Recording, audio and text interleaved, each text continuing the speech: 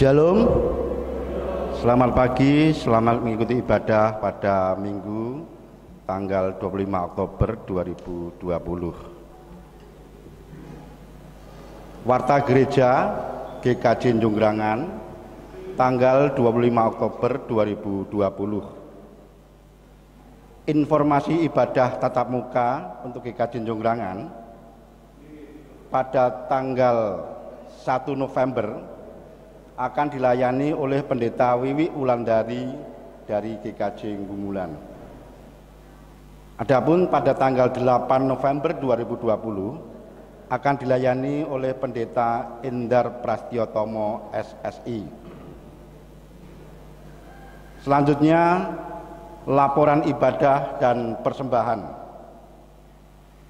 Ibadah pada hari Minggu tanggal 18 Oktober 2020, jemaat yang hadir sebanyak 68 orang. Adapun jumlah persembahan keseluruhan terkumpul Rp7.257.000. Majelis Gereja mengucapkan terima kasih dan Tuhan Yesus memberkati. Selanjutnya atestasi.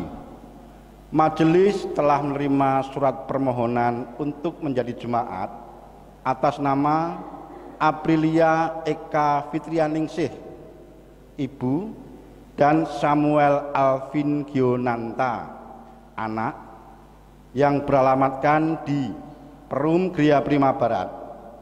Jemaat tersebut akan masuk wilayah pelayanan J4. Majelis Gereja dan Jemaat GKJ Jonggrangan mengucapkan selamat datang dan selamat berpelayanan. Baptis dewasa.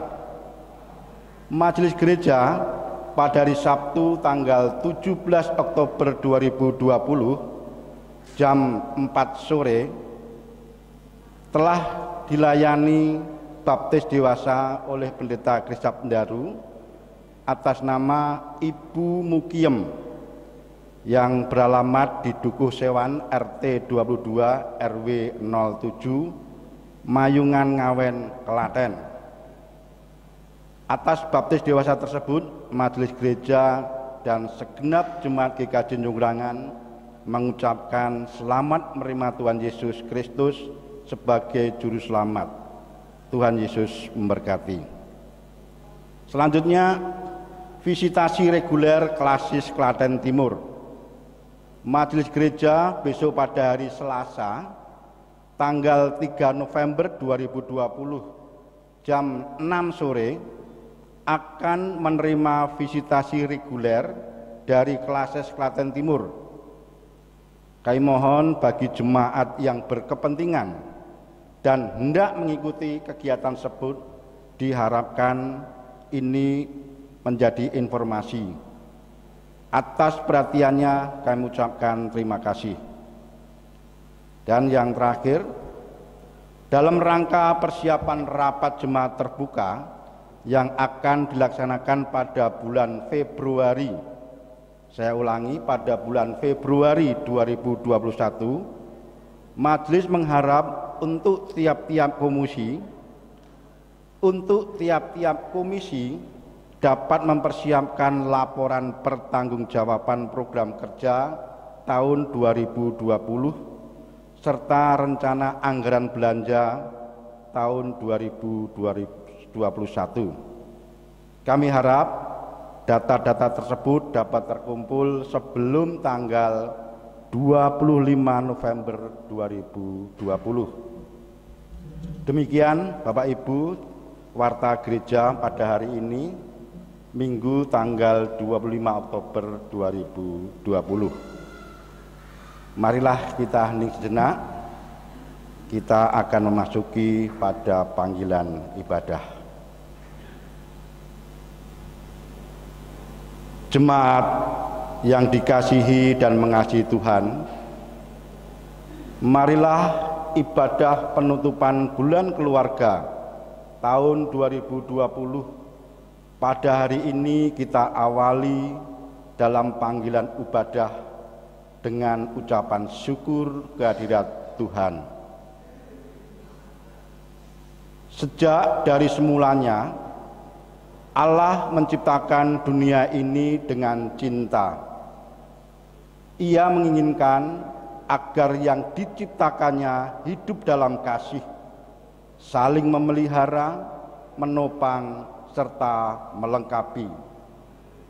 Cinta adalah kehidupan. Karena cinta, kita hidup dalam damai sejahtera dengan Allah. Cinta bukan sekedar kata. Cinta adalah tindakan. Dari tindakan yang penuh cinta, kita melihat wajah Allah yang mencintai kita. Betapa indahnya kehidupan sebuah keluarga yang penuh dengan cinta. Betapa indahnya jika suami dan istri hidup penuh dengan cinta. Betapa bahagianya orang tua dan anak membangun kehidupannya dengan cinta yang mereka miliki. Dan betapa hangatnya dunia jika hidup dalam cinta. Marilah kita menyanyikan KP 99 bait yang pertama dan kedua, Bahasa Cinta.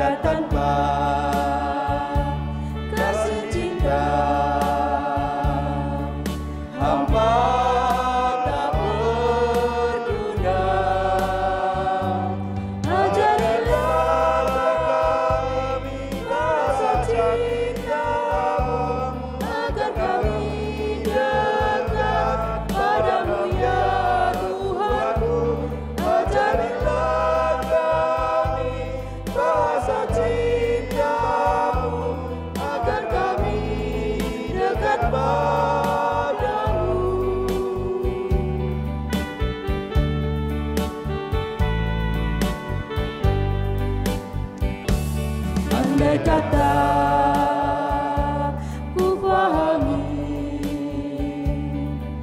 bahasa semua hanyalah bahasa cinta, kunci tiap hati.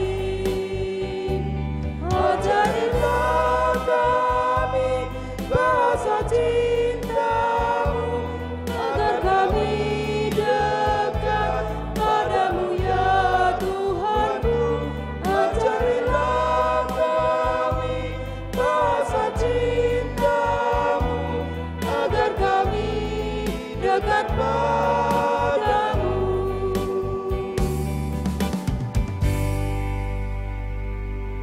Hidup sebuah perjalanan. Dalam suka maupun duka, sehat maupun sakit, gagal maupun berhasil. Adakah cinta di setiap perjalanan itu? Jangan-jangan cinta telah hilang, yang tersisa hanyalah rutinitas belaka. Datanglah kepada Sang Maha Cinta, agar cinta kasih-Nya melimpahi kita bersama keluarga. Kami mohon jemaat berdiri.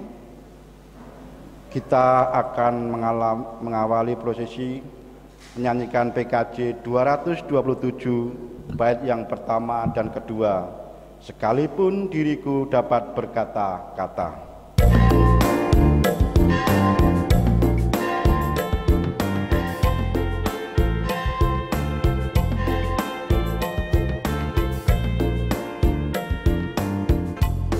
Sekalipun diriku dapat berkata-kata dengan semua bahasa,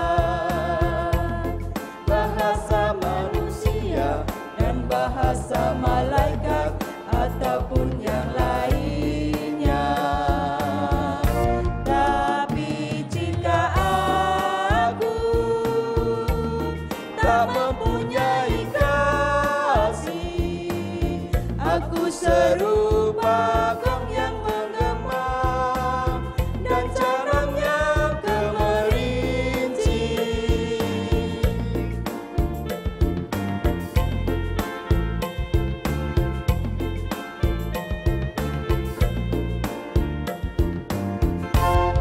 Sekalipun diriku memiliki karunia bernubuat,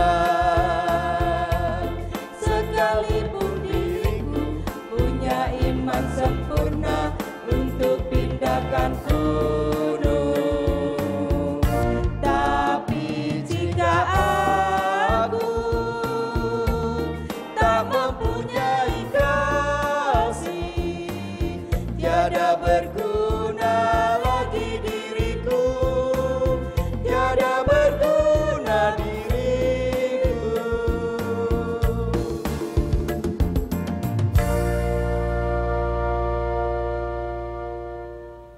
Jemaat yang dikasihi oleh Tuhan Yesus Kristus, jikalau bukan Tuhan yang membangun rumah, Sia-sialah usaha orang yang membangunnya.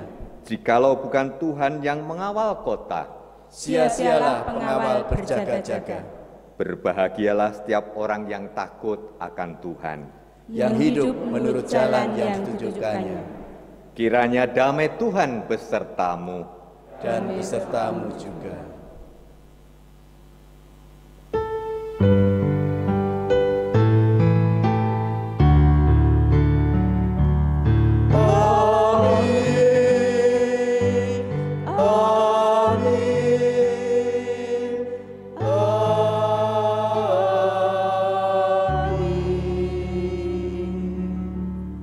Jemaat dipersilahkan duduk.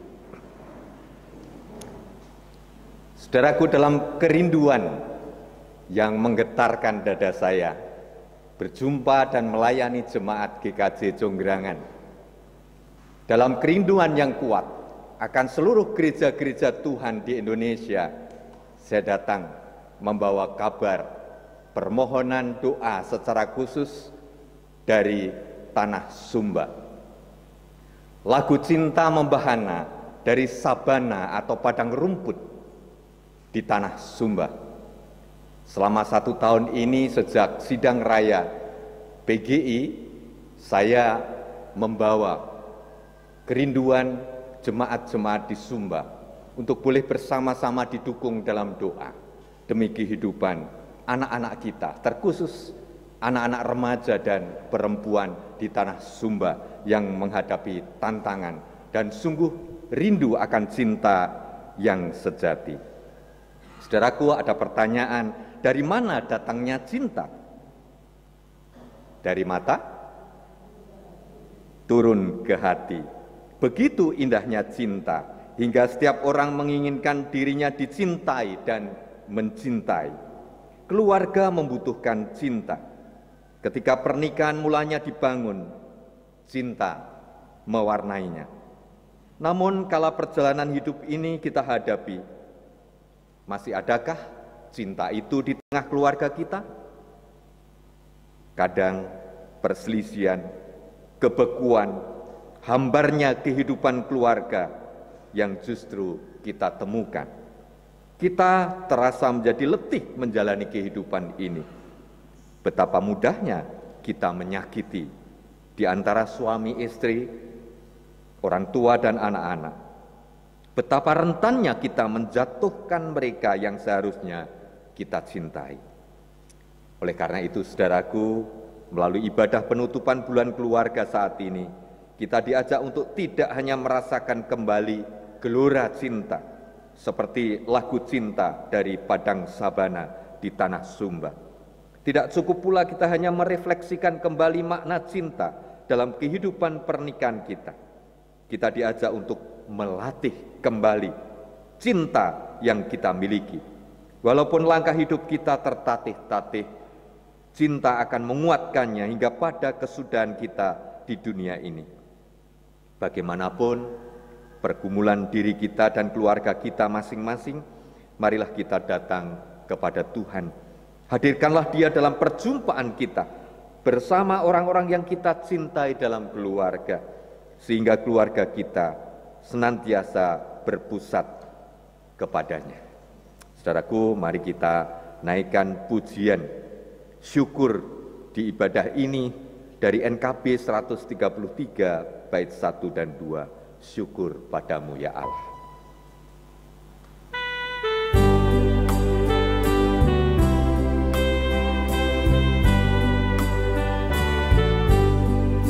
Syukur padamu ya Allah atas segala rahmat-Mu.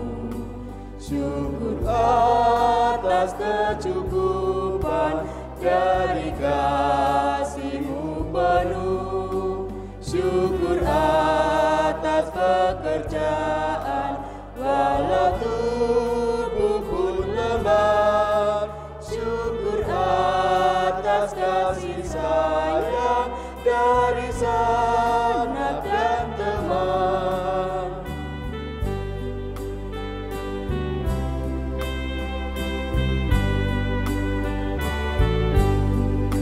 Syukur atas bunga mawar harum indah tak terpi. Syukur atas awan hitam dan mentari berseri. Syukur atas suka duka yang Kau beri tiap saat, dan firman-Mu lah pelita agar kami tak sesat.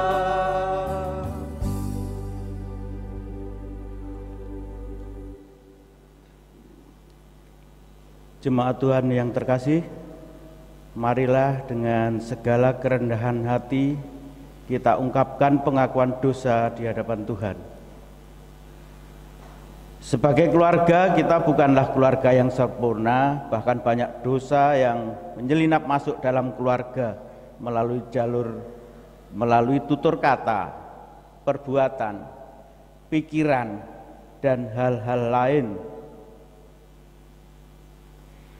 yang kurang berkenan di hadapan Tuhan. Marilah dalam keheningan kita melihat ke dalam keluarga kita masing-masing dan memohon belas kasihan Tuhan. Jemaat dipersilahkan berdoa secara pribadi.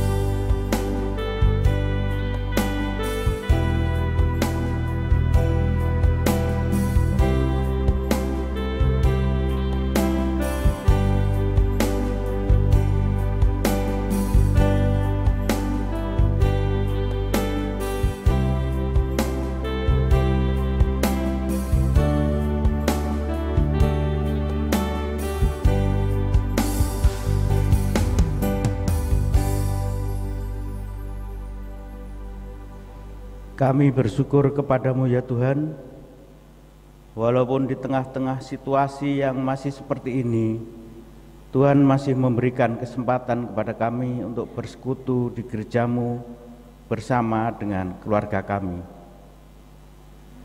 Namun bersamaan dengan rasa syukur ini, kami datang ke hadirat-Mu dengan segala kerendahan hati dan mengakui segala dosa dan kesalahan kami.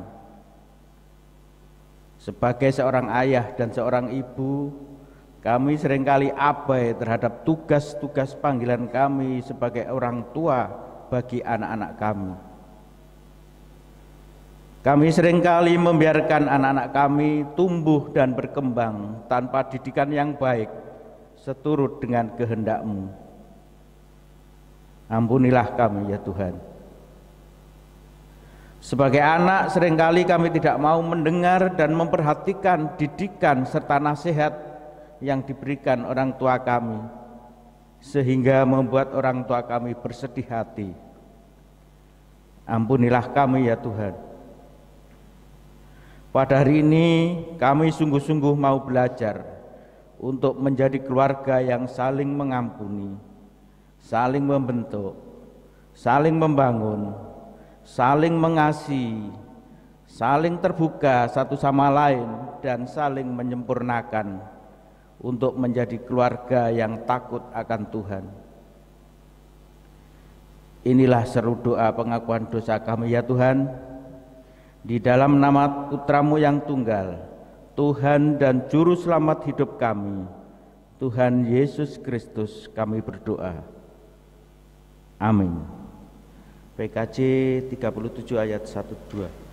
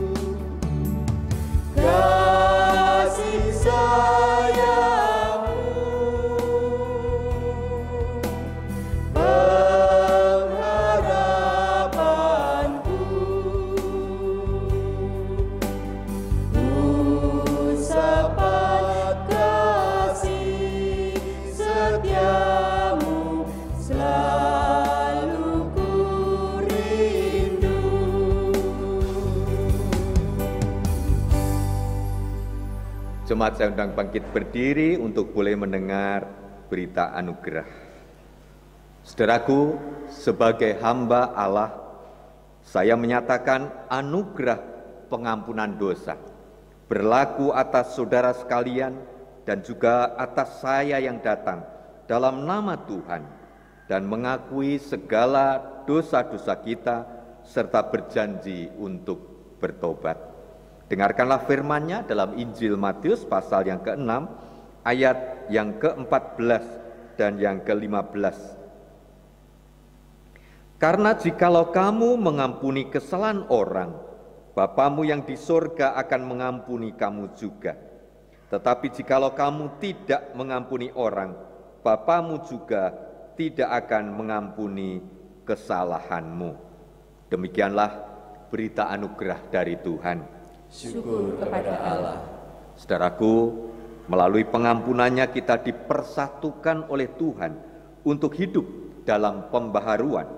Oleh karena itu biarlah kedamaian Tuhan menolong kita untuk hidup berdamai dengan sesama, terkhusus berangkat dari keluarga kita masing-masing dan sesama di luar keluarga kita.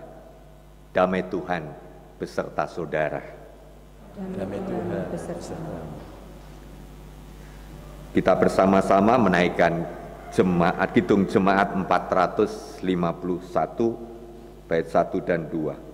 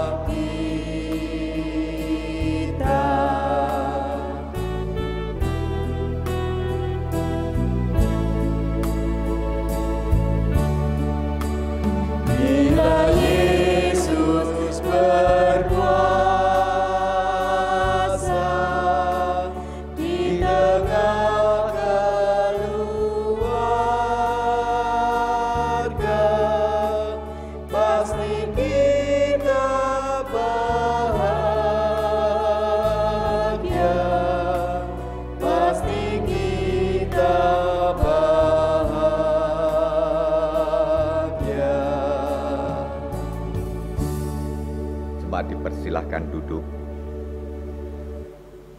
Saudaraku, sesaat lagi kita akan mendengarkan firman Tuhan. Mari kita bersehati untuk memohon terang Roh Kudus Tuhan di dalam doa. Mari kita berdoa. Ya Allah, di tengah sukacita, kebahagiaan dan syukur kami oleh karena Tuhan telah mempersekutukan kami melalui kebaktian minggu di gerejamu GKJ Jongrangan Klaten ini. Baik kami yang ada di ruang rumah ibadah ini, maupun kami di rumah masing-masing, rumah peribadatan keluarga kami. Kami rindu Tuhan, setelah kami boleh memuji memuliakan nama-Mu, mensyukuri akan cinta kasih penerimaan-Mu atas kami dan keluarga kami, saat ini kami rindu untuk boleh mendengar firman-Mu yang akan menjadi penuntun kehidupan kami, baik kami sebagai pribadi, kami sebagai keluarga, dan kami sebagai jemaat atau gereja Tuhan. Berfirmanlah Tuhan, supaya ketika kami menutup ibadah, penutupan bulan keluarga ini kami telah Engkau bekali dengan firman-Mu yang menjadi pegangan kami untuk melanjutkan kehidupan berkeluarga kami dan berjemaat bergereja di dalam pimpinan di jalan-Mu dan menuju pada kehendak-Mu. Berfirmanlah Tuhan, dan pakailah hamba-Mu yang telah Engkau pilih dan tetapkan menjadi pewarta Injil-Mu. Urapi hamba-Mu yang penuh keterbatasan manusiawi ini dengan urapan Roh Kudus-Mu, sehingga pelayanan hamba-Mu hanya seturut dengan kehendak-Mu, menyampaikan isi hati-Mu. Dan kami semua jemaat-Mu yang akan menerima firman-Mu, hati, jiwa, dan roh kami terbuka untuk menerima pimpinan Roh Kudus-Mu. Dengan hikmat Roh Kudus-Mu kami dimampukan mengerti akan kehendak-Mu, mengerti akan rancangan damai sejahtera-Mu bagi kehidupan pribadi, keluarga, dan gereja-Mu. Di dalam nama Tuhan Yesus Kristus, firman yang telah menjadi manusia, Raja setiap keluarga Kristen, kami berdoa, berharap, dan mengucap syukur. Amin.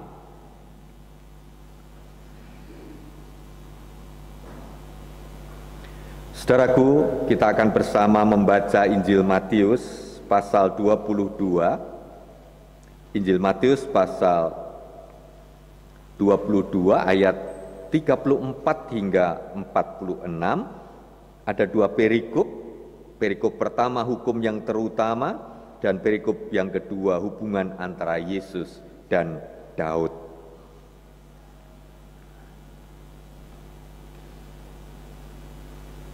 Inilah Injil Yesus Kristus menurut Matius. Ketika orang-orang Farisi mendengar bahwa Yesus telah membuat orang-orang Saduki itu bungkam, berkumpullah mereka, dan seorang dari mereka, seorang ahli Taurat, bertanya untuk mencobai dia, "Guru, hukum manakah yang terutama dalam hukum Taurat?" Jawab Yesus kepadanya, "Kasihilah Tuhan Allahmu dengan segenap hatimu, dan dengan segenap jiwamu, dan dengan segenap akal budimu. Itulah hukum yang terutama dan yang pertama. Dan hukum yang kedua yang sama dengan itu ialah, kasihilah sesamamu manusia seperti dirimu sendiri. Pada kedua hukum inilah tergantung seluruh hukum Taurat dan kitab para nabi." Ketika orang-orang Farisi sedang berkumpul, Yesus bertanya kepada mereka, katanya, "Apakah pendapatmu tentang Mesias? Anak siapakah dia?" Kata mereka kepadanya, "Anak Daud." Katanya kepada mereka, "Jika demikian, bagaimanakah Daud oleh pimpinan Roh dapat menyebut dia tuannya ketika ia berkata, 'Tuhan telah berfirman kepada Tuanku, duduklah di sebelah kananku, sampai musuh-musuhmu kutaruh di bawah kakimu.' Jadi jika Daud menyebut dia tuannya, bagaimana mungkin ia anaknya pula?"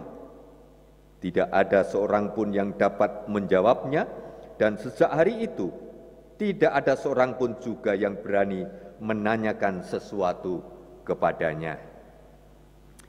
Demikianlah Injil Yesus Kristus. Yang berbahagia adalah mereka yang mendengar firman Allah dan memeliharanya. Haleluya. Terpujilah Yesus.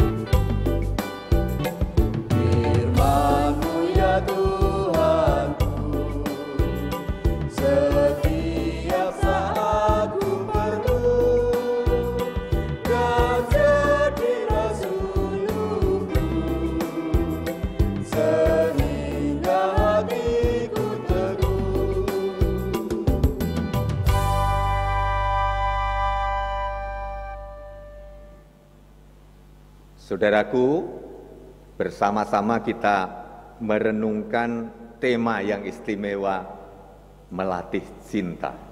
Mungkin ada yang protes, hidup rumah tanggaku sudah bertahun-tahun, bahkan berpuluh tahun. Saya mengajak saudara yang sudah berkeluarga untuk mengingat tanggal pernikahan atau pemberkatan dan peneguhan nikahnya tanggal berapa? Masih ingat Bapak Ibu? Puji Tuhan. Masih ingat kala pertama cinta bermula, tumbuh di hati Bapak Ibu dan saudara-saudara terhadap pasangannya. Mohon maaf bagi yang kekasihnya, suami atau istrinya sudah lebih dahulu dipanggil Tuhan, tidak perlu menyesal karena saudara punya cinta, pernah punya cinta itu. Masih ingat kapan berjumpa, bertatap muka, bertatap mata maksud saya, kalau muka nanti bendes, bertatap mata dan bergetar hatinya karena cinta. Mungkin ada yang protes, khotbah minggu ini kok melatih cinta. Perenungan reflektif, apakah cinta saudara sama saat ini terhadap pasangan hidup dengan cinta yang mula-mula ketika Anda jatuh cinta, lalu Anda menikah, diberkati pernikahannya, baik di gereja maupun mungkin ada di antara saudara yang menikah di KUA atau penghulu. Tapi yang jelas sekarang kehidupan keluarga kita sudah dipersatukan di dalam Tuhan Yesus. Mengapa kita masih menggumuli tema melatih cinta? Setiap minggu juga dibacakan hukum kasih. Ya, dalam terjemahan bebas tentu itu hukum cinta. Demikian pula kehidupan anak-anak dan orang tua.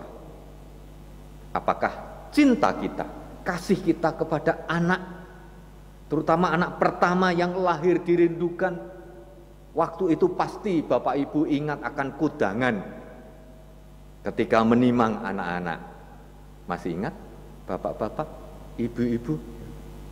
Tak kintung kintang kintung, anak lanang anake sopo? Duh, anake dhewe malah takon. Bukan anak tonggo ya, anak kita sendiri.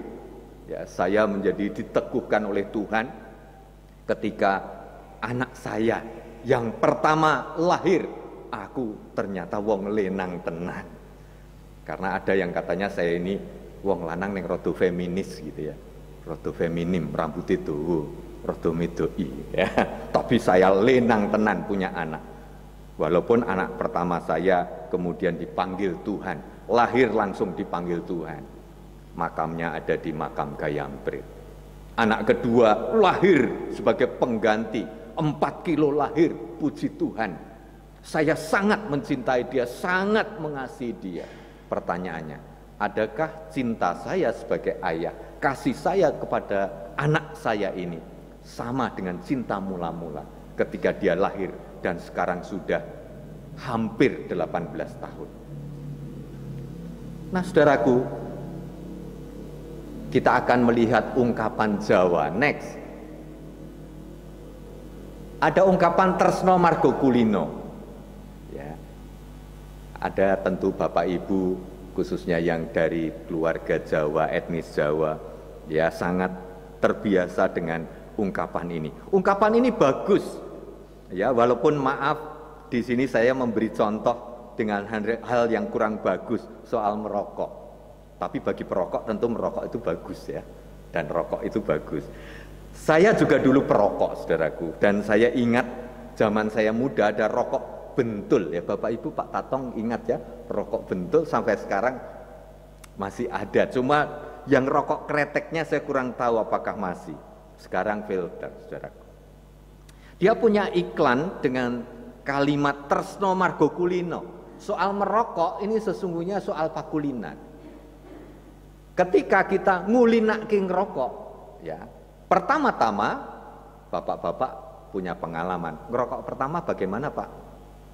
Saat sedotan-sedotan awal, waduh, keselak. Rasanya bagaimana? Pahit, saudaraku. Tetapi kalau diulang batang yang kedua, ya, pahitnya bagaimana? Berkurang. Dan diulang rokok yang ketiga dan seterusnya berhari-hari, akhirnya pahitnya yang hilang, yang ada adalah nikmatnya, Bapak Ibu. Malah kalau tidak merokok, dehem-dehem. Bu, rokok endi? Nah, saudaraku, Merokok itu karena pakulinan. Jadi yang belum merokok atau tidak merokok jangan coba-coba dikulinake ngerokok. Kalau yang sudah kulino silahkan, itu hak pribadi masing-masing. Demikian pula cinta, saudaraku. Cinta menurut ajaran leluhur orang Jawa mengatakan tresno jalaran saka kulino. Nek dikulinake kowe bakal tresno. Saya jadi ingat bahwa pernikahan tempo dulu banyak yang tanpa pacaran. Benar Bapak Ibu? Bahkan banyak diantaranya yang dipertemukan atau dijodohkan. Tetapi orang tua berkata, tresno margo kulino nduk, kulinakno kumpul bojomu, kulinakno ngladeni bojomu, kulinakno nresnani bojomu. Akhirnya saudaraku, fakta membuktikan banyak pasangan-pasangan yang karena dijodohkan, ya, ternyata bisa bahagia. Jadi maaf, kadang provokator cinta orang muda itu, wah dijodohkan tuh menderita. Ternyata banyak yang setia. Bahkan banyak pasangan suami istri yang pilihannya sendiri lewat pacaran, akhirnya apa? Gagal. Berakhir dengan perceraian. Padahal ya milih-milih dewe, njaluk dinikahke, minta pemberkatan nikah, diteguhkan perkawinannya, ternyata bercerai. Tetapi sekali lagi ajaran ini ajaran yang bagus dari leluhur. Demikian pula dengan teman sekolah, rekan kerja, semuanya dengan dibiasakan kita bisa belajar bersama dengan teman-teman, bekerja sama dengan rekan sekantor atau satu perusahaan dan yang lain. Next. Saudaraku, kita mau belajar tentang hukum kasih. Ya, apakah kasih yang diajarkan Tuhan Yesus juga bisa dikulinake sehingga kita betul-betul bisa menjadi manusia kasih itu. Injil Matius pasal 22 tadi kita baca lengkap, ya. Kita bersama-sama tahu, terkhusus dari perikop yang pertama saudaraku, tentang hukum kasih. Ya. Warga GKJ setiap hari Minggu dibacakan hukum kasih. Ya. Pertanyaannya, apakah kita konsekuen melaksanakan hukum kasih dengan benar? Faktanya, liturgi GKJ selalu setelah dia bacakan hukum kasih diikuti dengan pengakuan dosa. Itu fakta bahwa jemaat-jemaat GKJ, gereja-gereja GKJ mengaku diri bahwa kita ini belum, ya, dan tidak pernah berhasil melaksanakan hukum kasih dengan konsekuen. Apakah kita paham hukum kasih? Paham. Mengerti maknanya atau kehendak Tuhan? Paham. Mengerti. Bahkan kita hafal, ya? Bapak Ibu hafal tanpa membaca Alkitab. Sebutkan hukum kasih yang pertama, Bapak Ibu.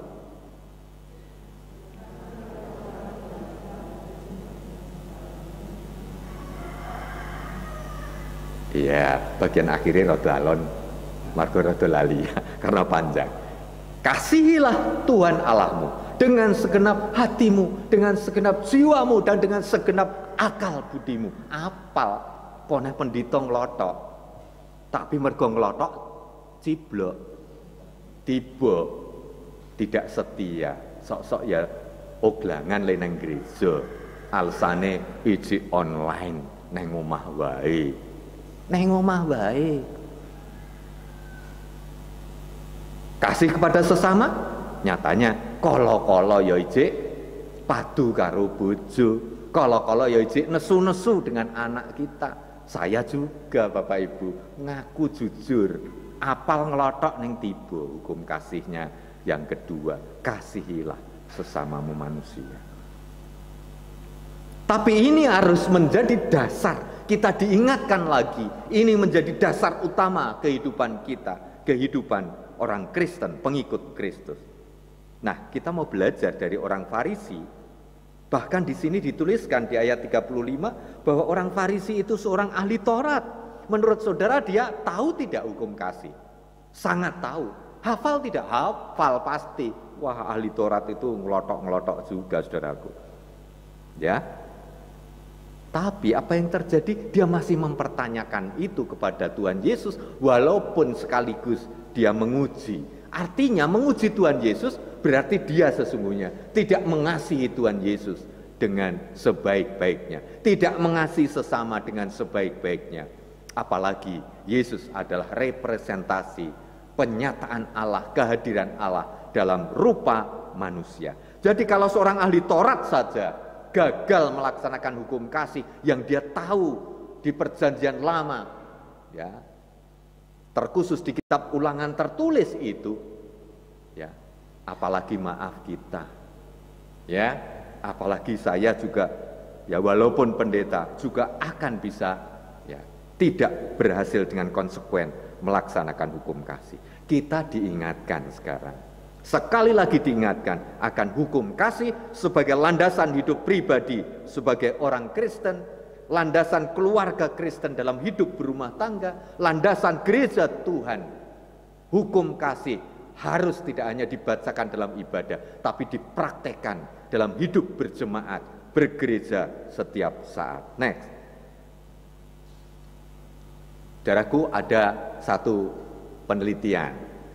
Kalau mereka yang pernah studi di Fakultas Psikologi atau program studi psikologi pendidikan diajarkan ini, yaitu teori, sungguhnya tulisannya Jean Piaget, tapi bacanya katanya Jean Piaget. Jean Piaget, seorang psikolog dari Swiss, ya, yang membuat percobaan tentang perilaku tikus, saudaraku. Dan ini mau diterapkan pada manusia. Tikus itu diletakkan di kotak, lalu di luarnya diberi bel. Ya, setiap kali bel dibunyikan, tikus itu lewat lubang diberi makanan. Ya. Lalu diulang lagi, teng, kasih makanan. 3 kali teng, kasih makanan. Setiap hari dibiasakan. Apa yang terjadi, saudaraku? Ketika bunyinya di teng itu tikusnya wis moro, tapi tidak diberikan makanan. Apa artinya itu? Dalam teori behaviorisme atau teori perilaku, saudaraku, perilaku orang itu dimulai dari pendidikan anak itu dibiasakan, ya. Ini yang dipraktekkan para mahasiswa teologi yang kelak jadi hamba Tuhan, itu dibiasakan tinggal di asrama. Kami di Duta Wacana biasanya di asrama 2 tahun, tapi sekarang karena demi pengiritan 1 tahun, saudara. Selama 1 atau 2 tahun itu calon pendeta ini, para mahasiswa teologi dibiasakan makan pada saatnya, ya, persekutuan doa pada waktunya, dan seterusnya. Lebih hebat lagi, saya mencoba bertanya pada teman-teman yang di STT karismatik, Injili karismatik, setiap hari harus menghafal ayat, saudaraku. Ya, maka maaf, pendeta yang berasal dari STT seperti Duta Wacana yang Protestan itu, ya, Satya Wacana, STT Jakarta, dibandingkan dengan calon pendeta dari STT karismatik beda. Mereka tuh ngelotok ayat-ayat, saudaraku. Kalau mau bersaksi mengabarkan Injil, apal banget, ya. Tapi di asrama, ya, di kampus-kampus sekolah teologi Protestan biasanya bukan ditekankan pada hafalannya, tapi pemahamannya, pengertiannya, apa latar belakang ayatnya, dan seterusnya. Hafalan tidak pernah dipaksakan, ya, tidak dibiasakan. Maka ini bedanya. Jadi kalau Bapak Ibu ada calon pendeta nanti yang dipanggil, diuji itu, ya, soal hafalan ayat. Ya, mesti yang calon dari non STT Injili karismatik kalah itu. Tapi soal pemahaman ayat, ya, kemudian juga tentang konteks ayat, ya, biasanya, nah ini keunggulannya, ya, saudaraku. Nah, hukum kasih bisa dihafalkan, tetapi cukupkah dengan menghafal? Itu kesimpulan yang pertama, bahwa cinta kasih itu tak cukup dengan pembiasaan, tak cukup hanya dihafalkan. Next.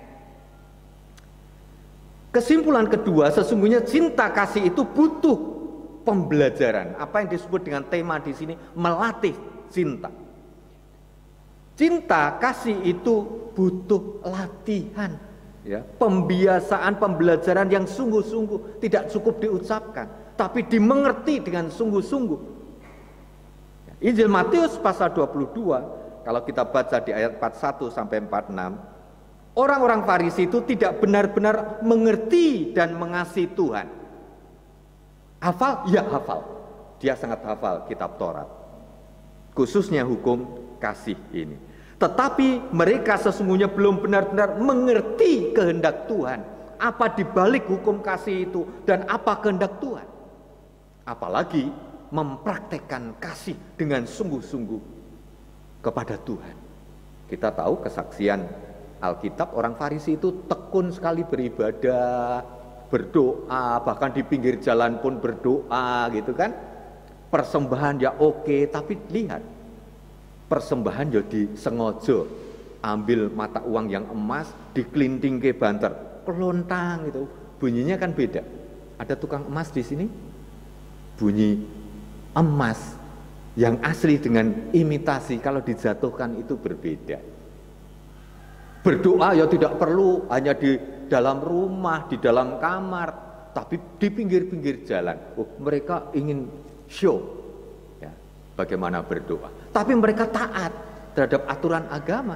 Persoalannya mereka tidak mengerti dengan sungguh-sungguh dan tidak mengasihi Tuhan dengan sungguh-sungguh. Mereka lebih mengasihi diri sendiri. Biar dipuji, biar dilihat orang dan dinilai orang, wah dermawan, suka memberi, ya, suka bersedekah. Ya, demikian pula tentang Tuhan Yesus. Mereka tidak mengerti siapa yang datang dan menyampaikan karya kasih itu. Dialah Allah yang hadir. Jadi di sini mereka tidak hanya butuh belajar firman Tuhan tentang hukum kasih, tapi sungguh-sungguh mengerti akan kehendak Allah dan rencana Allah dan mempraktekkan itu di dalam hidup. Bacaan kita leksionari pada hari ini diperlengkapi dengan bacaan 1 Tesalonika 2 sebagai bacaan yang kedua, saudaraku. 1 Tesalonika pasal yang kedua, ayatnya 1 sampai 8, tapi saya akan mengambil hanya ayat 4 sampai dengan 8. 1 Tesalonika 2 ayat 4 yang ke-8 sampai dengan 8. Saya akan membacakannya untuk saudara. Mulai ayat yang keempat. Sebaliknya, karena Allah telah menganggap kami layak untuk mempercayakan Injil kepada kami, karena itulah kami berbicara, bukan untuk menyukakan manusia, melainkan untuk menyukakan Allah yang menguji hati kita. Karena kami tidak pernah bermulut manis, hal itu kami ketahui, dan tidak pernah mempunyai maksud loba yang tersembunyi. Allah adalah saksi. Juga tidak pernah kami mencari pujian dari manusia, baik dari kamu maupun dari orang-orang lain, sekalipun kami dapat berbuat demikian sebagai rasul-rasul Kristus. Tetapi kami berlaku ramah di antara kamu, sama seperti seorang ibu mengasuh dan merawati anaknya. Demikianlah kami dalam kasih sayang yang besar akan kamu, bukan saja rela membagi Injil Allah dengan kamu, tetapi juga hidup kami sendiri dengan kamu, karena kamu telah kami kasihi. Saudaraku, di bagian muka Rasul Paulus sepertinya tidak atau kurang mengasihi jemaat Tesalonika. Dia tidak mencoba menyenangkan hati orang lain. Nah, ini biasanya calon pendeta kalau masih calon itu bermanis-manis, suka berkunjung, ya ramah banget gitu ya. Kadang ada loh calon pendeta yang seperti itu ya. Paulus bukan tipe seperti itu. Dia jujur ya dengan kepribadiannya ya, tetapi dia yakin bahwa dia memang dipakai Tuhan, maka dia melayankan Injil kepada jemaat Tesalonika, bukan pertama-tama untuk kesenangan orang, kesenangan jemaat, tapi untuk cinta kasihnya kepada Allah. Karena itulah hukum yang pertama, kasihilah Tuhan Allahmu dengan segenap hatimu, dengan segenap jiwamu, dengan segenap akal budimu itu. Tapi saudaraku, dengan mengutamakan kasih kepada Allah, karena dia tahu Allah Tuhan yang disembah, Bapa yang dia sembah dan ikuti di dalam Tuhan Yesus Kristus adalah yang juga mengajarkan kasih kepada sesama. Maka praktek kasih kepada Tuhan disertai dengan praktek kasih kepada jemaat dengan sungguh-sungguh mengasihi jemaat Tesalonika itu, ya. Dengan kemudian buahnya memang di akhirnya berlaku ramah, tapi betul-betul ramah yang mengalir dari hati, dari jiwa dia, dari hati dia, dari akal budi dia untuk mengasihi jemaat Tesalonika. Di ayat 7 ditegaskan, tetapi kami berlaku ramah di antara kamu, sama seperti seorang ibu mengasuh dan merawati anaknya. Ibu-ibu yang punya putra, sudah punya putra, bagaimana saudara-saudari, ibu-ibu mengasuh anak-anak dengan cinta kasih kan? Ya. Anak-anak juga merasakan ya. Kasih ibu kepada beta tak terkira sepanjang masa, suka memberi dan tak harap kembali.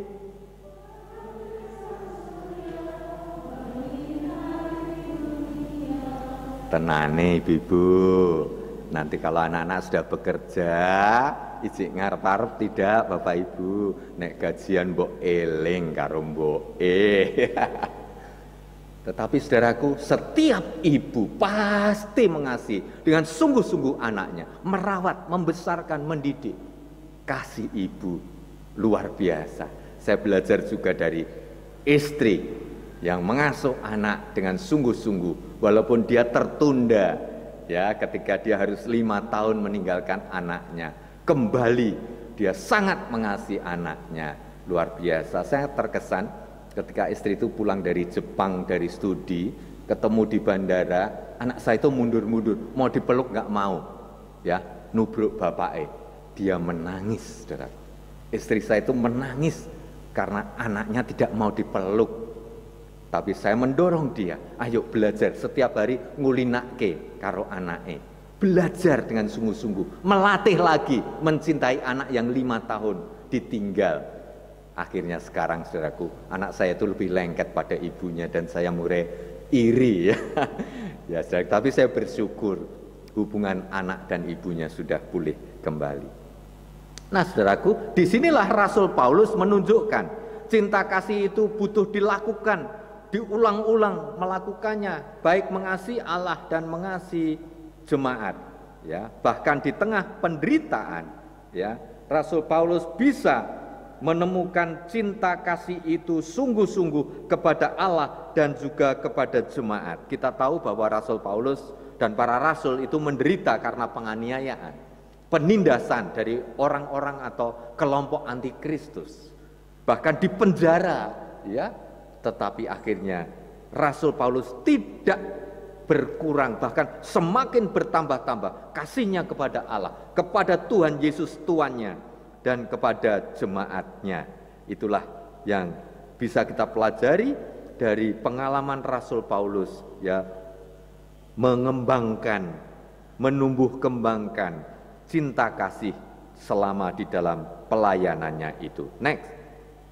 Akhirnya saudaraku, kita bisa belajar dari kesimpulan berikutnya bahwa hukum kasih itu butuh dilakukan terus-menerus sepanjang hidup kita.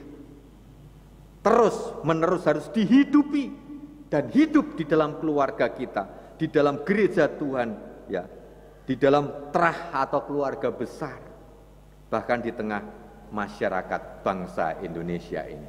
Cinta kasih itu harus terus dihidupi.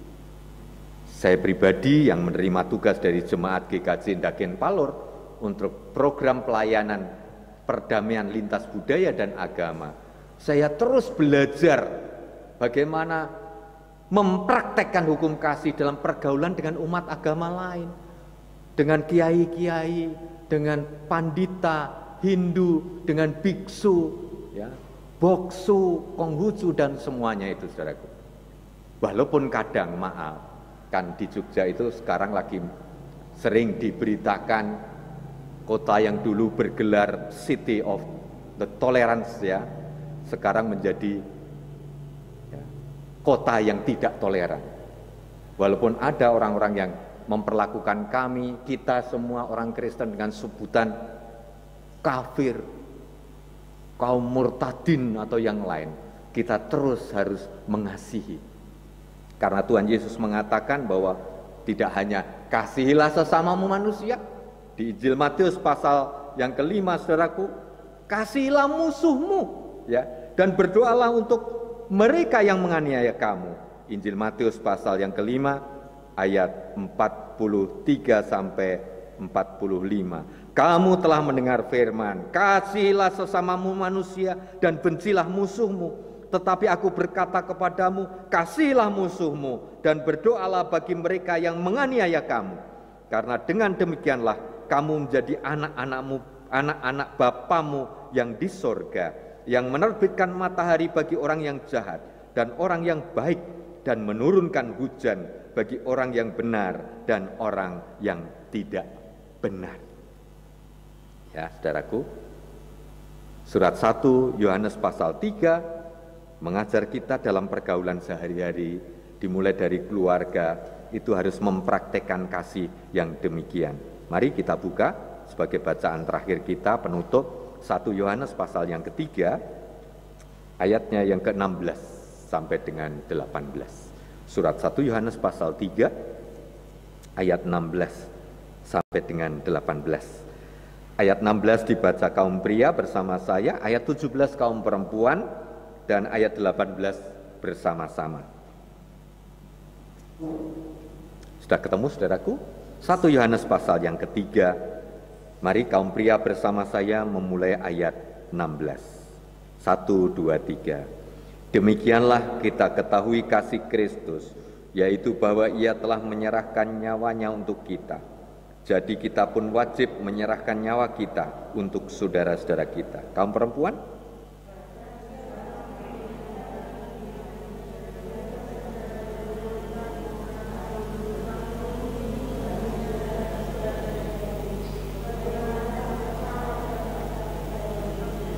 Bersama-sama mari, anak-anakku, marilah kita mengasihi bukan dengan perkataan atau dengan lidah, tetapi dengan perbuatan dan dalam kebenaran. Next. Sekarang, next, gambaran ini gambaran yang terakhir. Saudaraku, di sebelah kiri itu, masih ingat ya ruang ini? Peristiwa apa itu? Lomba paduan suara katanya. Saya buka di internet itu ada GKJ Junggrangan, salah satu fotonya ini. Wah, gedung gereja yang belum lama jadi indah ya saudaraku, sampai sekarang indah dan tambah indah ya, dengan berbagai aksesoris, apalagi pakai AC dan yang lain. Sepakat ini indah? Indah, luar biasa.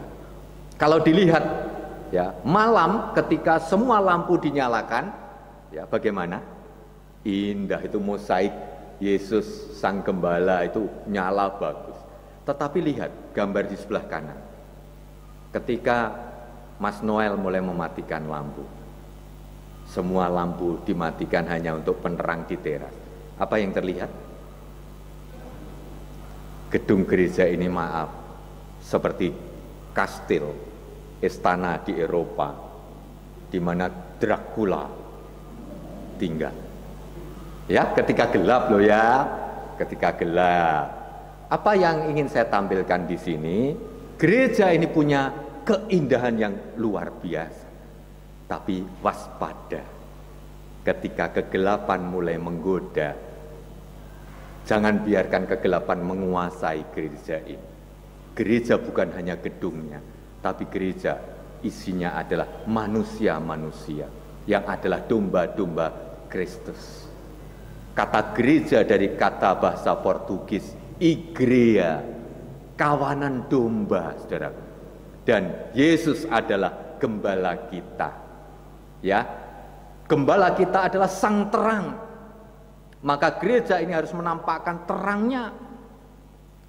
Dan terang itu dinyatakan lewat tema kita. Terang karena cinta kasih yang hidup dan terus dihidupi di gereja ini. Gereja ini jadi dewasa mandiri dan gedung gereja ini berdiri, semuanya dibangun dengan cinta kasih, yaitu cinta kasih kepada Allah dan cinta kasih kepada Tuhan Yesus Raja Gereja, serta cinta kasih kepada jemaatnya yang adalah sesama. Luar biasa. Gereja ini ketika mau dibangun, semuanya kumpul, berdoa sampai jam 12 malam. Apakah sekarang masih? Bapak Ibu majelis mengatakan, masih Pak, setiap Senin kumpul. Walaupun sekarang tinggal 8 orang sampai 10 orang. Di mana yang lain? Kan ini pandemi Pak, pembatasan. Oke, tapi hati-hati ya. Setelah kita dewasa 3 tahun ya Bapak Ibu, apakah cinta kita pada gereja Tuhan ini, cinta kita kepada sesama warga gereja, cinta kita di antara warga gereja dengan majelis gereja, juga dengan para pendeta yang melayani termasuk saya, apakah cinta kasih saudara tetap sama seperti cinta kasih kita mula-mula ketika gereja ini mulai dibangun? Atau kadang ada godaan?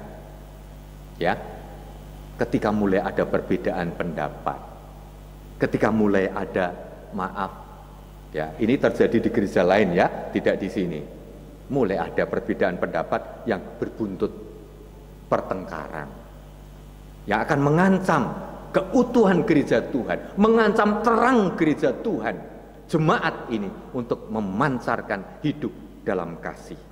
Mari kita belajar dari Rasul Paulus dalam pesannya kepada jemaat di Filipi.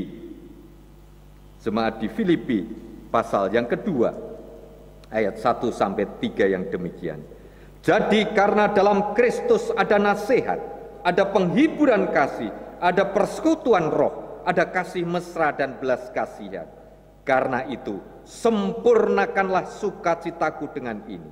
Hendaklah kamu sehati, sepikir dalam satu kasih, satu jiwa, satu tujuan, dengan tidak mencari kepentingan sendiri atau puji-pujian yang sia-sia.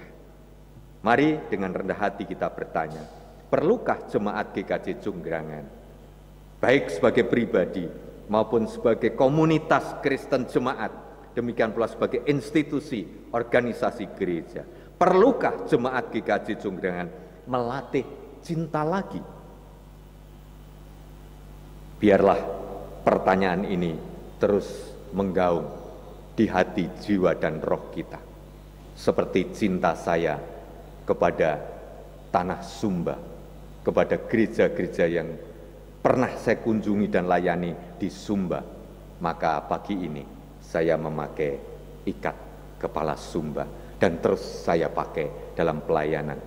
Kami sedang mengembangkan pelayanan di Sumba dari Yogyakarta.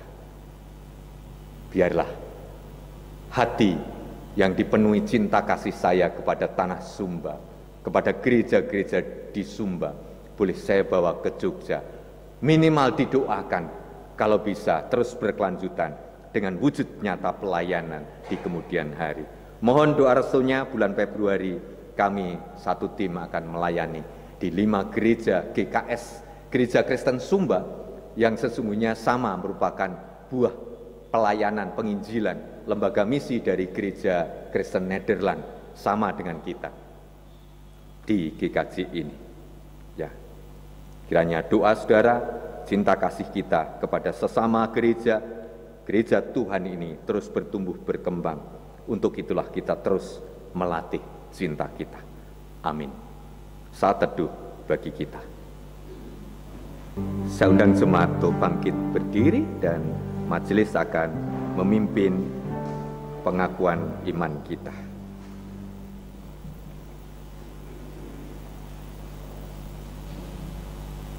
Bapak Ibu yang terkasih, marilah kita bersama-sama memperbarui kepercayaan iman rasuli kita melalui pujian dari nyanyian rohani 77 bait pertama, 2 dan 3. Aku percaya Allah Bapa.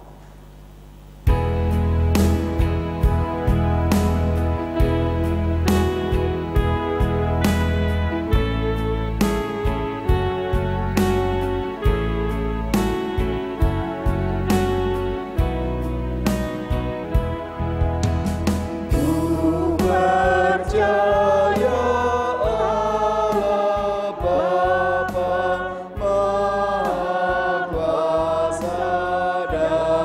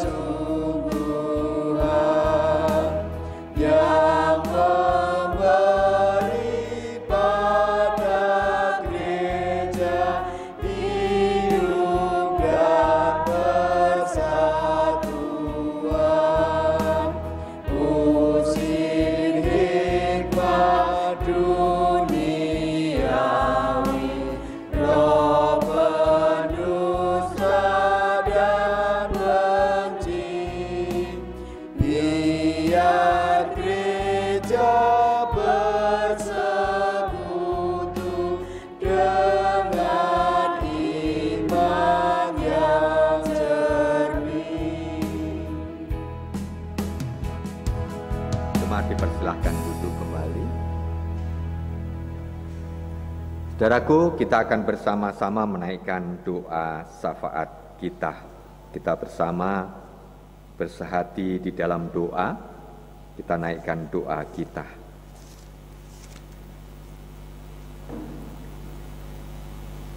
Tuhan yang boleh kami sapa Bapa di dalam Tuhan Yesus Kristus, Juru Selamat kami, Raja Gereja, Raja Maha Kasih. Kami mengucap syukur, kami telah boleh menerima firman-Mu yang boleh meneguhkan iman kami dan menjadi penuntun kehidupan kami. Kami juga telah boleh berefleksi, meneliti kehidupan kami masing-masing, keluarga kami masing-masing, dan jemaat Tuhan di mana kami boleh berjemaat bergereja. Terima kasih Tuhan, jika kami boleh tetap utuh sebagai keluarga, tetap utuh sebagai jemaat atau gereja Tuhan. Tapi juga kami menyadari dengan kerendahan hati bahwa kadang kami tidak berhasil atau kurang sempurna melaksanakan amanat kasih-Mu itu. Oleh karena itu Tuhan mohon, Roh Kudus senantiasa menuntun kami, roh cinta kasih selalu menguasai kehidupan rumah tangga kami, demikian pula kehidupan gereja Tuhan di tempat ini. Kami mohon pengampunan-Mu atas segala kekurangan bahkan kesalahan di dalam kami hidup berumah tangga, di dalam hidup kami bergereja, tidak seturut dengan kehendak Tuhan untuk terus-menerus hidup dalam kasih, menghidupi kasih, dan kasih kami terus menuntun kehidupan kami. Tuhan, selanjutnya kami juga mengingati di tengah pandemi COVID-19 yang melanda dunia dan juga melanda kehidupan kami di tempat ini. Kami bersyukur jika saat ini kami boleh menerima kesehatan, keselamatan. Ini semua karena anugerah dan cinta kasih-Mu. Tetapi ya Tuhan, di tengah syukur kami ingati akan saudara-saudara kami yang menderita karena COVID-19 ini. Baik yang masih dirawat di rumah sakit, di tempat-tempat isolasi ataupun di rumah masing-masing. Tuhan selamatkanlah mereka dari kuasa ancaman kematian melalui coronavirus ini. Demikian pula kami berdoa untuk para dokter perawat yang dengan gigih boleh melayani dalam pencegahan bahkan perawatan para korban COVID-19. Lindungilah mereka Tuhan, supaya mereka dijauhkan dari ancaman coronavirus ini untuk boleh menunaikan tugasnya dengan baik. Demikian pula aparat keamanan, petugas-petugas negara maupun para relawan yang mengabdikan diri di tengah pandemi ini. Tuhan berkati, Tuhan lindungi. Kami berdoa untuk upaya vaksinasi yang telah dipersiapkan dan masih digodok kiranya pada waktunya vaksin boleh diedarkan dan kami semua boleh menerima vaksin sehingga boleh siap menghadapi coronavirus ini dan kami boleh hidup kembali seperti sedia kala walaupun dengan tatanan normal yang baru. Tuhan, saat ini kami berdoa untuk kegiatan gerejawi, untuk rencana visitasi klasis reguler pada bulan November, kiranya boleh berjalan dengan baik masih di tengah masa pandemi ini. Lindungi dan berkati para visitator, para hamba Tuhan ini, demikian pula majelis gerejamu yang akan menerima perkunjungan atau visitasi klasis reguler ini. Kami juga berdoa untuk pelayanan ibadah baik di gereja maupun secara online, live streaming ataupun rekaman yang diunggah di YouTube. Tuhan berkati sehingga melalui ibadah online ini jemaatmu tetap terlayani dan gerejamu juga tetap menjalankan fungsi pemeliharaan iman bagi segenap warga gereja. Berkati para hamba Tuhan, berkati penatua diaken, berkati komisi terkait khususnya yang menangani media untuk boleh memproduksi media pelayanan ini dengan baik di masa-masa yang sulit ini. Firman-Mu tetap hadir di setiap pribadi warga gereja, di setiap keluarga gereja dari jemaat-Mu ini. Tuhan, kami berdoa bagi pelaksanaan program-program yang lain dari GKJ Jongrangan ini. Kiranya boleh terlaksana walaupun di tengah pandemi COVID-19 ini. Secara khusus kami berdoa untuk kerinduan kami memperluas komplek gereja ini, sehingga sarana pelayanan terkhusus untuk area parkir ataupun untuk kegiatan-kegiatan yang lain. Biarlah kerinduan kami untuk memperluas lahan di komplek gereja ini boleh terlaksana oleh karena berkat-Mu. Kami ingin mempersembahkan hati kami seperti cinta mula-mula bagi gereja yang kami dirikan bersama. Oleh karena berkat Tuhan, kerinduan kami boleh terrealisasi.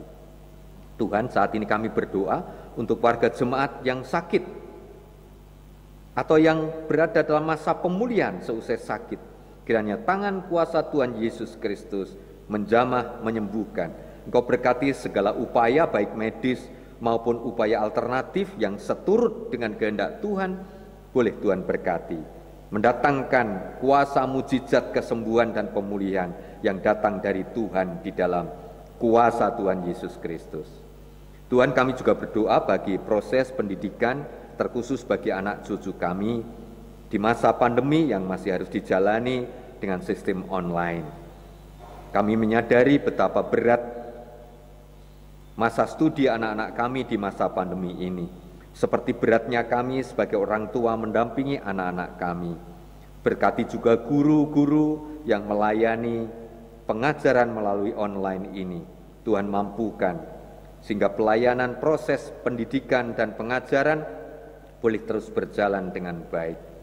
Berkati pula kami di dalam pekerjaan, walaupun banyak di antara kami yang harus bekerja dari rumah. Demikian pula terkhusus saudara-saudara kami yang terpaksa berhenti dari tempat kerja karena pandemi COVID-19 ini, yang berdampak adanya penutupan tempat usaha, pengurangan tenaga kerja.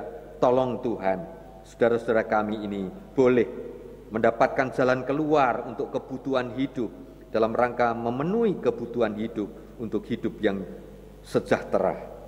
Kami berdoa untuk upaya pemerintah dengan bantuan untuk masyarakat yang disalurkan pada waktu-waktu ini. Kiranya Tuhan berkati boleh menolong warga negara di dalam kekurangannya dalam memenuhi kebutuhan hidup sehari-hari.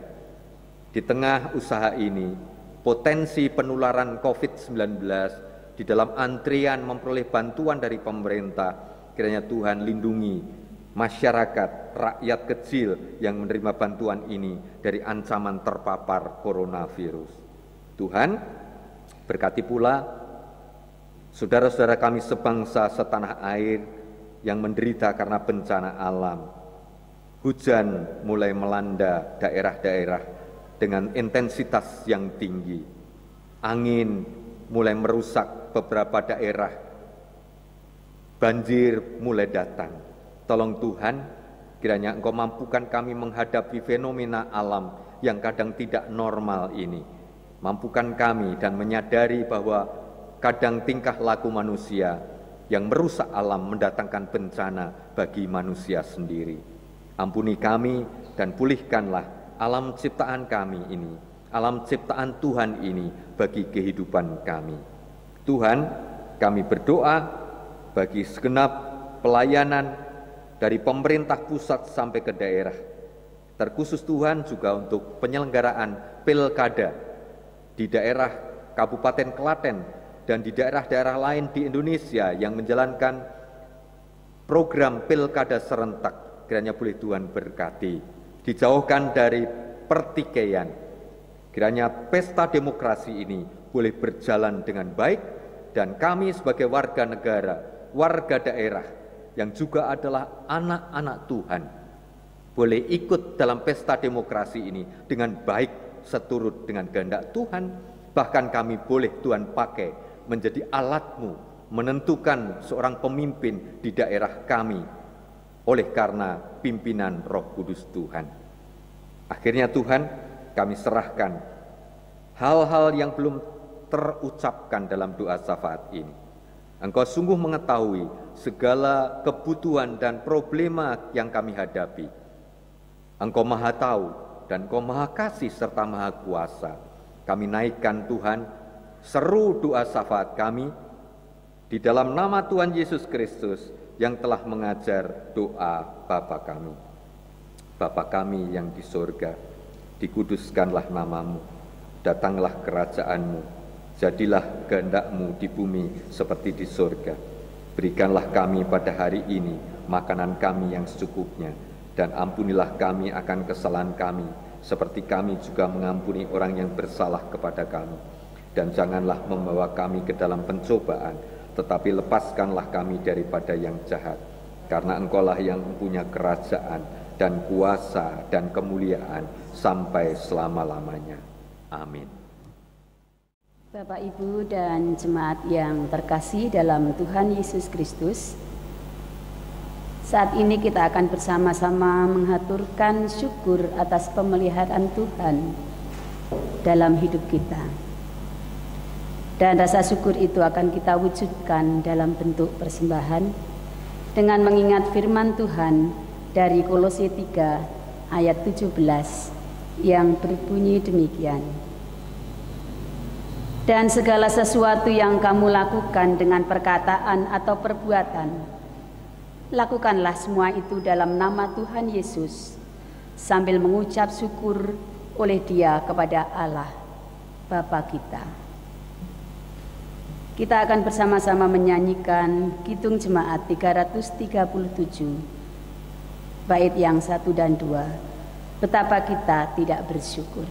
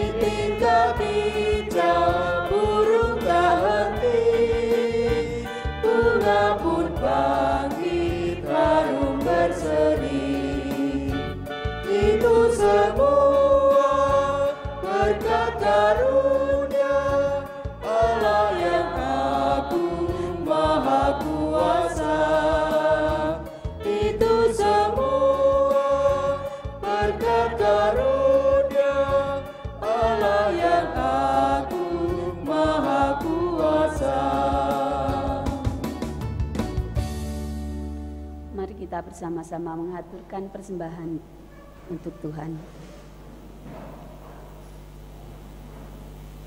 Inilah Tuhan persembahan kami, simbol rasa syukur atas setiap berkat dan penyertaan-Mu di dalam kehidupan kami. Tuhan kiranya sucikan dan Tuhan pakai persembahan ini untuk mengembangkan pelayanan gereja-Mu, terlebih di GKJ Jonggrangan, sehingga terus dapat menjadi berkat bagi banyak orang. Dalam nama Tuhan kami Yesus Kristus, sumber kehidupan kami berdoa dan mengucap syukur. Amin.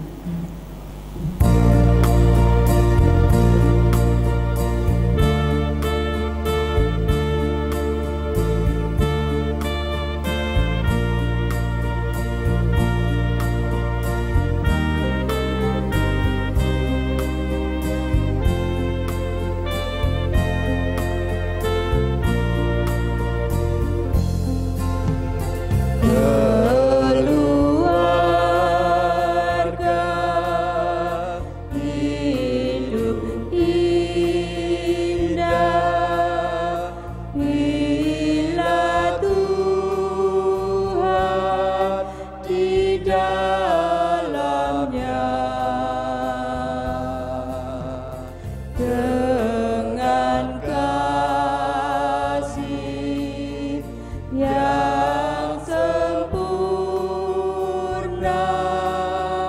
Tuhan pimpin langkahnya.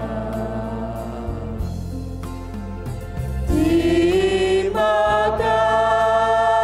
kasih padamu Tuhan, Kau bimbing kami selamanya. Segala hormat, puji dan syukur kami panjatkan kepadamu. Jemaat, kita hanya akan menyanyikan sampai dengan bait yang kedua saja.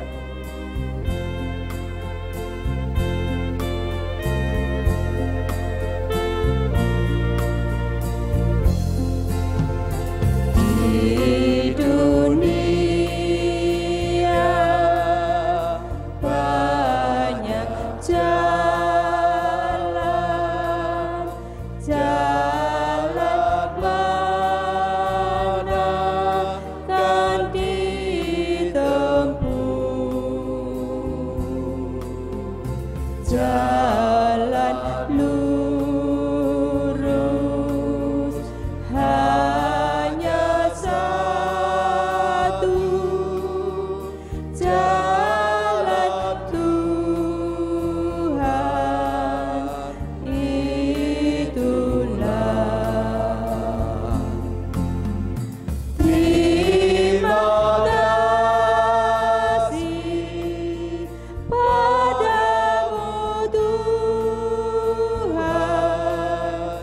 Kau bimbing kami selamanya. Segala hormat, puji dan syukur kami panjatkan kepadamu.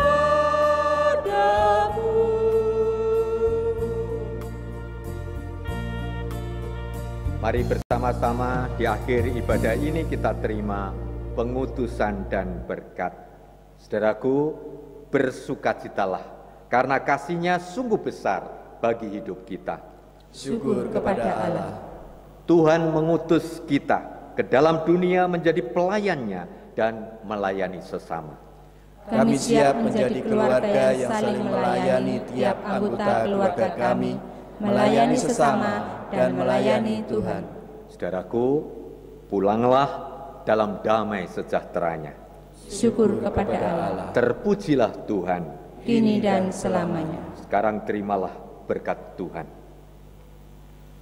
Kiranya kasih karunia Tuhan Yesus Kristus, Sang Raja Kasih, memenuhi saudara. Cinta kasih Allah Bapa meneguhkan saudara, dan persekutuan dengan Roh Kudus-Nya memampukan saudara kini hingga selama-lamanya. Amin.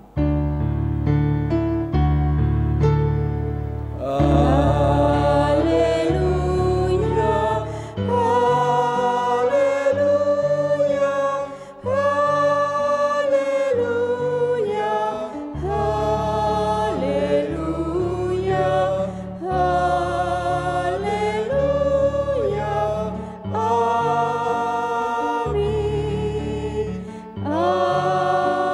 amin, amin.